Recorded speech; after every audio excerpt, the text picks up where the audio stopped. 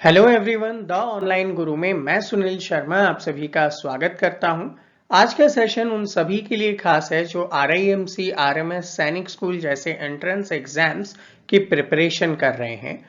आप सभी ने सिलेबस देखा होगा और सिलेबस में आपने देखा है कि जनरल नॉलेज के पार्ट में कुछ क्वेश्चंस आपसे करंट अफेयर्स से रिलेटेड पूछे जाते हैं एंड करंट अफेयर्स वो पोर्शन होता है जो डे बाय डे चेंज होता रहता है। आपको न्यूज़पेपर से, आपको वेरियस सोर्सेज से उन्हें कंफर्म करके लर्न करना होता है। तो आपकी उस समस्या को सॉल्व कर रहा हूं मैं। ऐसे ही रेगुलर बेसिस पे करंट अफेयर्स के जो टॉपिक्स हैं वो आपके साथ मैं शेयर करता हूं। और आज के इस सेशन में मैं 16 से लेकर 30 ऑफ नवंबर 2023 के ऐसे ही इंपॉर्टेंट करंट अफेयर्स को आपके साथ शेयर करने वाला हूं।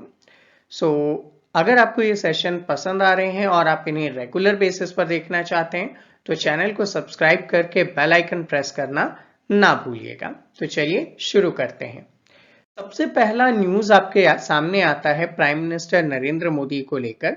Prime minister Narendra Modi India के फर्स्ट प्राइम मिनिस्टर बन गए हैं जिन्होंने किसी सुपरसोनिक फाइटर जेट जिसका नाम है तेजस में एक शॉटी की हो। शॉटी का मतलब होता है एक छोटा राउंड, इन्होंने वहां पे इस फाइटर प्लेन में कवर अप किया है। ये करने वाले इंडिया के फर्स्ट प्राइम मिनिस्टर हैं, याद रखिएगा। दूसरी चीज आपको याद रखना है कि कहां से किया था इन्होंने, तो एयरक्राफ्ट सिस्टम टेस्टिंग एस्टेब्लिशमेंट है बेंगलुरु में, वहां से इन्होंने इसे अंजाम दिया। तेजस के बारे में भी कुछ चीजें आपको याद रखनी है। ये इंडिया का पहला डिजाइन किया, डेवलप किया और इंडिया में ही मैन्युफैक्चर किया गया ट्विन सीट फाइटर एयरक्राफ्ट है जिसकी स्पीड सुपरसोनिक है। इसका मतलब साउंड से भी ज्यादा स्पीड से ये ट्रैवल करने में केपेबल है।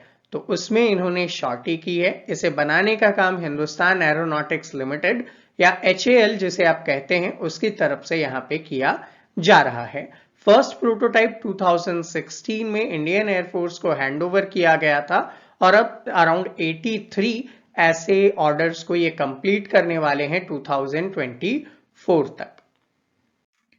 नेक्स्ट न्यूज आती है जस्टिस फातिमा बीवी को लेकर और आप सभी ने कहीं ना कहीं स्टैटिक जीके में इनको पढ़ा है और आपके प्रीवियस एग्जाम्स में इनसे रिलेटेड क्वेश्चन आए भी हैं।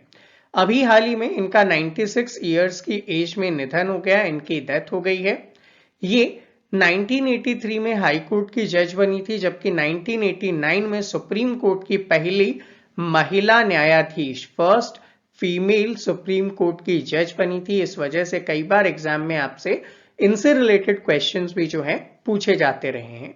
और वहां से रिटायर होने के बाद इन्होंने नेशनल ह्यूमन राइट्स कमीशन में एज ए मेंबर फंक्शन किया था और इतना ही नहीं, ये तमिलनाडु की गवर्नर के रूप में भी कार्य कर चुकी हैं। तो ये इनके लाइफ के कुछ इंपॉर्टेंट अचीवमेंट हैं जिन पे आपसे एग्जाम में क्वेश्चन पूछे जा सकते हैं। एंड आई होप आप सभी अभी तक रेगुलर हैं। इसका मतलब है कि आप सभी को कहीं ना कहीं सेशन पसंद आ रहे हैं, तो आप इन्हें लाइक और शेयर जरूर कीजिएगा। एंड अगर आप हमारे साथ जुड़कर ऑनलाइन क्लासेस के थ्रू प्रिपेयर करना चाहते हैं जिसमें आप रेगुलरली गूगल मीट के थ्रू लाइव सेशंस लेंगे, आपके रेगुलर डाउट सॉल्विंग सेशंस होंगे, रिकॉर्डेड सेशंस भी आपको मिलेंगे ताकि आप बाद में रिवीजन कर सकें। एंड स्ट्रेंथ जो है ना, हमारे number of students in a particular batch वो बहुत ज्यादा लिमिटेड होते हैं ताकि personally each and every student पे यहाँ पे फोकस किया जा सके। इतना ही नहीं, आप जो भी पढ़ते हैं उसका वीकली टेस्ट और एंड टाइम में पिछले सालों के क्वेश्चन पेपर्स का भी हम सॉल्यूशन करवाते हैं ताकि आप एग्जाम में कॉन्फिडेंट के साथ अपीयर हो सकें। अगर आप हमारे साथ जुड़कर लाइव क्लासेस के थ्रू प्रिपेयर करना चाहते हैं तो नंबर आपकी स्क्रीन पे दिए गए हैं 7737653468। इस पर आप मुझसे कांटेक्ट कर सकते हैं। चलिए तो सेशन को आगे बढ़ाते हैं। नेक्स्ट न्यूज आपके सामने आ रहा है गिरीश चंद्र मुर्मू से रिलेटेड और पहले कई बार आपने इनका नाम सुना होगा। ये वो पर्सन है जो जब जम्मू एंड कश्मीर को यहाँ पे चेंज कर दिया गया था, स्टेट से बदलकर यूनियन टेरिटरी किया गया था, तो वहां के पहले पर्सन थे ये। ठीक है, लेफ्टिनेंट गवर्नर के रूप में जाने जाते हैं। ये बाद में कंट्रोलर एंड ऑडिटर जनरल बनाए गए। बेसिकली गवर्नमेंट ऑफ इंडिया की तरफ से जितने भी खर्च किए जाते हैं उसकी जांच करने के लिए कि कहीं उसमें कुछ गड़बड़ तो नहीं है, उसका काम होता है कंट्रोलर एंड ऑडिटर जनरल का, ये उसके रूप में कार्यरत है। और सबसे बड़ा अचीवमेंट इनके साथ आपको ये भी देखने को मिलेगा कि रिसेंटली इन्हें वाइस चेयरपर्सन बना दिया गया है यूनाइटेड नेशन के एक्सटर्नल ऑडिटर्स की कमिटी का। मतलब यूनाइटेड नेशन वर्ल्ड वाइड जो ऑर्गेनाइजेशन है उसके एक्सटर्नल ऑडिटर के रूप में इन्हें वाइस चेयरपर्सन वहां पे अपॉइंट किया गया है।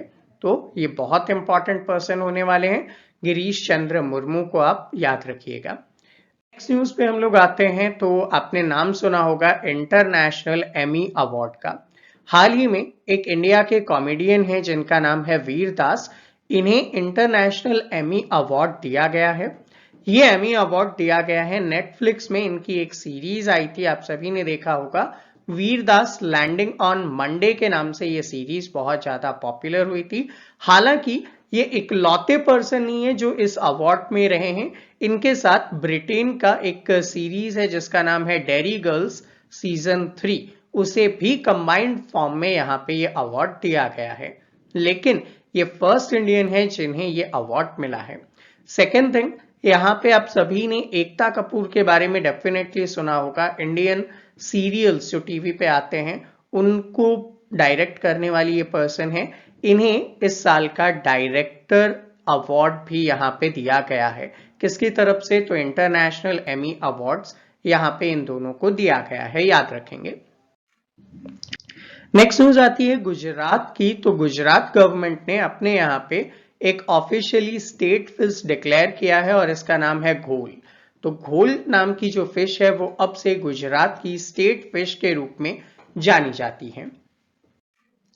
Next important news Indian army से रिलेटेड। इंडियन आर्मी ने अपना second edition joint military exercise जिसका नाम है ऑस्ट्रा हिंड 23 को ऑस्ट्रेलिया के पर्थ में कंप्लीट किया। नवंबर 22 से लेकर 6 दिसंबर तक ये चल रहा है इवेंट। अब यहाँ पे क्या क्या याद करना है, जब भी मैं आपको किसी डिफेंस रिलेटेड एक्सरसाइज के बारे में बताऊंगा, आप पहला तो याद रखेंगे कि भाई कहां पे ऑर्गेनाइज हुआ, दूसरा किन किन के बीच में ऑर्गेनाइज हुआ, और तीसरा उसका निकनेम क्या है। तो निकनेम का नाम यहाँ पे आप याद रखेंगे ऑस्ट्रा हिंड 23।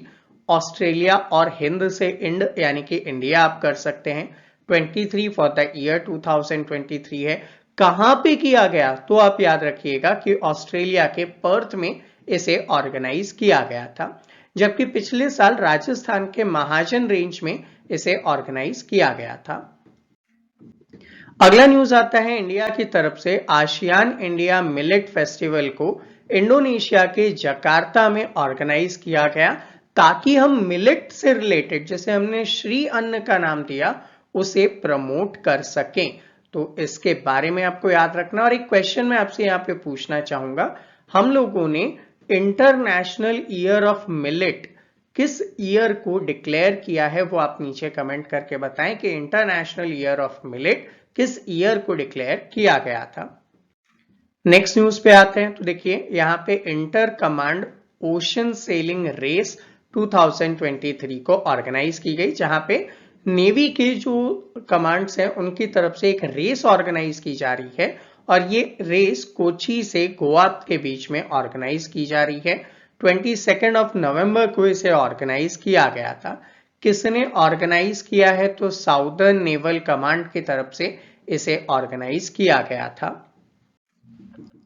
नेक्स्ट न्यूज आता है हिमाचल प्रदेश के सीएम जिनका नाम है सुखविंदर सिंह सुक्खू।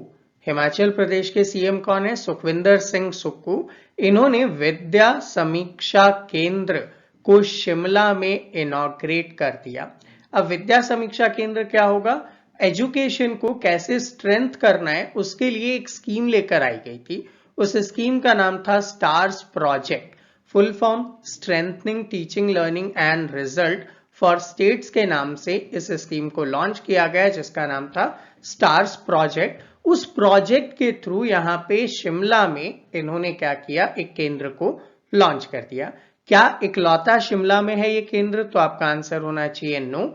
ये हिमाचल प्रदेश के साथ साथ केरला, मध्य प्रदेश, महाराष्ट्र, उड़ीसा एंड राजस्थान में इस टाइप के जो सेंटर्स हैं उन्हें ओपन करने के लिए कहा गया है। तो यहाँ पे शिमला ना ये 4th स्टेट है जिसने इसे लॉन्च किया है, तो याद रख लीजिएगा इसे भी। अगली न्यूज आपके सामने शेयर करूंगा। 63rd काउंसिल की मीटिंग हुई थी, किसकी? इंटरनेशनल शुगर ऑर्गेनाइजेशन की।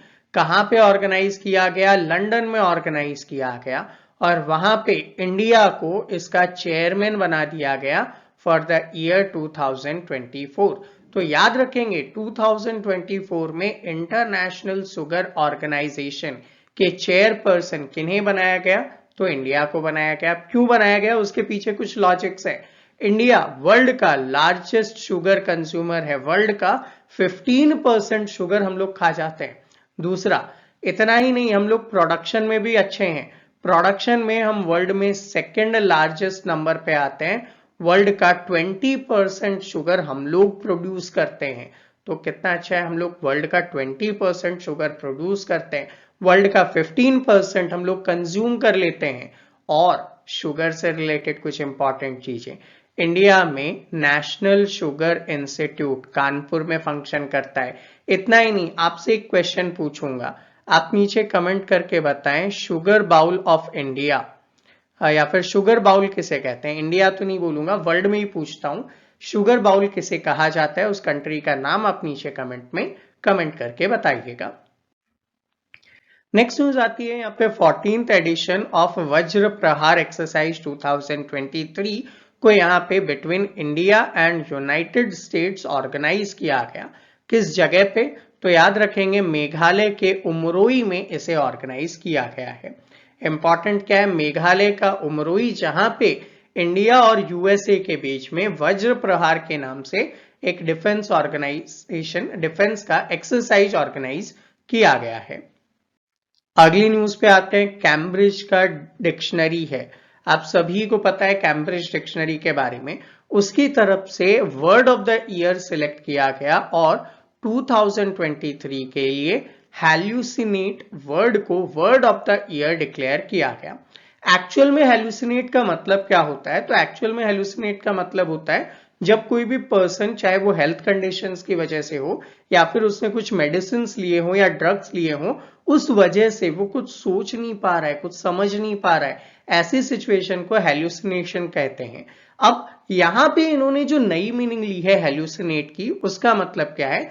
जब आर्टिफिशियल इंटेलिजेंस या एआई क्या करे? हैल्यूसिनेट करता है, तो वो गलत आंसर्स आपको प्रोड्यूस करता है। इस मीनिंग के लिए यहां पे हैल्यूसिनेट को वर्ड ऑफ द ईयर के रूप में यहां पे सिलेक्ट किया गया है। Next thing, 9th edition of exercise Mitra Shakti किस किस के बीच? इंडिया और श्रीलंका के बीच। कहां पे? महाराष्ट्र के औंध, पुणे में ऑर्गेनाइज किया गया था। तो मिलिट्री एक्सरसाइज नाम क्या है? मित्र शक्ति। कौन सा एडिशन है? 9th एडिशन है। किस किस के बीच में? इंडिया एंड श्रीलंका के बीच में। कहां ऑर्गेनाइज किया गया? इंडिया के महाराष्ट्र में पुणे के पास औंध नाम के प्लेस पे इसको ऑर्गेनाइज किया गया है। नेक्स्ट न्यूज आता है 9th addition India international science festival. India international science festival 2023 कहां होगा? हरियाणा के फरीदाबाद में होगा। कब होगा? 17 से 20 जनवरी के दिन, 17 से 20 जनवरी 2024 में होगा। नाम क्या है? India international science festival 2023। तो इवेंट 2023 का है, ऑर्गेनाइज 2024 में होने वाला है। तो क्वेश्चन को ट्विस्ट लेकर ये आपके सामने प्रेजेंट करता है, तो इसे आप डेफिनेटली याद रखेंगे। यहां पे आपको ये भी याद रखना है कि कहां ऑर्गेनाइज किया जाएगा। तो जो translational health science and technology institute है, वहां पे इसे ऑर्गेनाइज किया जाएगा। इसका थीम रखा गया है science and technology public outreach in Amritkaal के रूप में इसे प्रमोट किया जा रहा है। सो स्टूडेंट, ये था हमारा आज का सेशन। आई होप आप सभी के लिए हेल्पफुल रहा हो। ऐसे ही इंफॉर्मेटिव सेशंस हम आपके लिए रेगुलर बेसिस पर लेकर आते हैं। इन सभी को देखने के लिए चैनल को सब्सक्राइब करके बेल आइकन प्रेस कीजिएगा।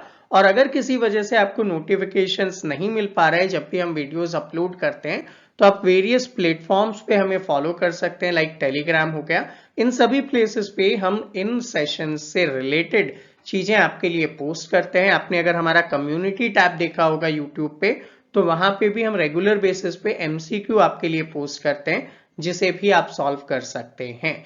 तो ऐसे ही रेगुलर सेशंस के लिए देखते रहिए हमें। और अगर आप चाहते हैं हमारे साथ जुड़कर लाइव क्लासेस से प्रिपेयर करना, तो 7737653468 पर आप मुझसे कांटेक्ट कर सकते हैं। मिलते हैं आपसे अगले सेशन में, तब तक के लिए जय हिंद।